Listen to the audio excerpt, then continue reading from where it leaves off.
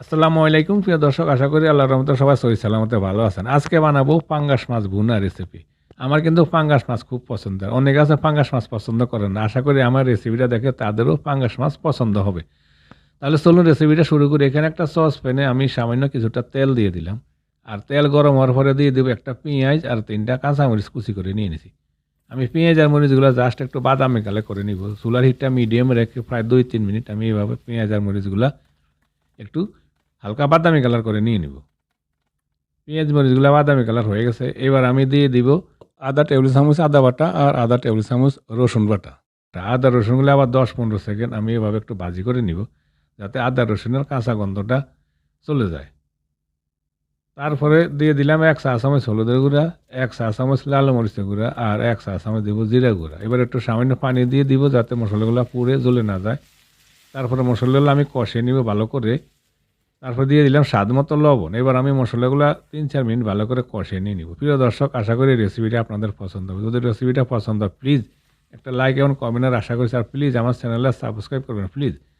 মশলাগুলো কষানো হয়ে গেছে। এবার আমি দিয়ে দিলাম একটা টমেটো কুচি করে কেটে নিয়ে নিয়েছি। টমেটোগুলো আমি গলে নিব মশলার সাথে। এই জন্য যতক্ষণ পর্যন্ত না টমেটোটা গলে যায় 3-4 মিনিটের মতন আমি এভাবে মশলার সাথে কষিয়ে নিয়ে নিলাম।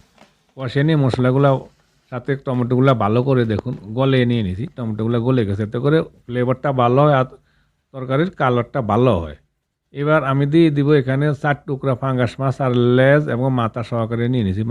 মাছের টুকরাগুলো আমি একটু ছোটো করে কেটে নিয়ে নিয়েছি। এবার মাছ দিয়ে আমি মশলার সাথে ভালো করে একটু মেখে উল্টে পাল্টে মিক্স করে নিয়ে নিব।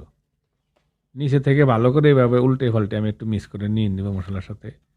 তারপরে আমি চুলার হিটটা মিডিয়াম হাই রেখে ঢাকনা দিয়ে প্রথমে 5 মিনিটের মতন আমি এভাবে মাছগুলো প্রথমে 5 মিনিটে কষে নিব মিডিয়াম হাইটে রেখে।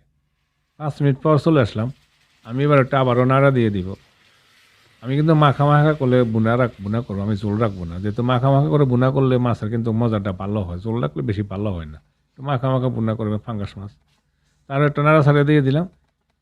এবার আমি চুলার হিটটা মিডিয়াম করে দিই, বা চুলার হিটটা মিডিয়াম করে দিয়ে ঢাকনা দিয়ে আমি 10-12 মিনিট মাছগুলো এভাবে রান্না করে নিয়ে নিব বুনা করে। আমি চলে আসলাম 6-7 মিনিট পর। এবার আমি একটু নাড়া দিয়ে দিব সসপ্যানের ডাঁটে ধরে। চামচ দিয়ে নাড়া দেওয়া যাবে না এখন, যেহেতু মাছগুলো ভেঙে যাবে, মাছগুলো সিদ্ধ হয়েছে। আবার ঢাকনা দিয়ে আরও 6-7 মিনিট আমি মিডিয়াম হিটে রেখে এভাবে মাছ আমি ভুনা করে নিয়ে নিলাম। চলে আসলাম আরও 6-7 মিনিট পর, আমার মাছ ভুনা হয়ে গেছে। আমি কিন্তু সামান্য পানি অ্যাড করছি, প্রায় কোয়ার্টার কাপের মতন।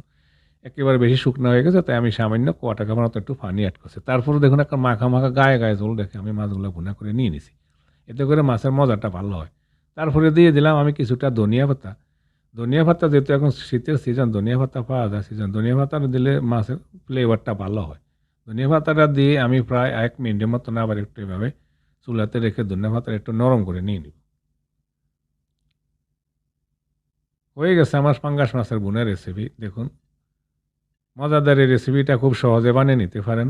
গরম গরম ভাতের সাথে পরিবেশন করে খুব মজা করে। আশা করি এই রেসিপিটা আপনাদের পছন্দ হবে। যদি পছন্দ হয় প্লিজ লাইক কমেন্ট শেয়ারের আশা করছি। আর প্লিজ আমার চ্যানেলে সাবস্ক্রাইব করুন প্লিজ। সবাই ভালো থাকুন, সুস্থ থাকুন। আল্লাহ হাফিজ।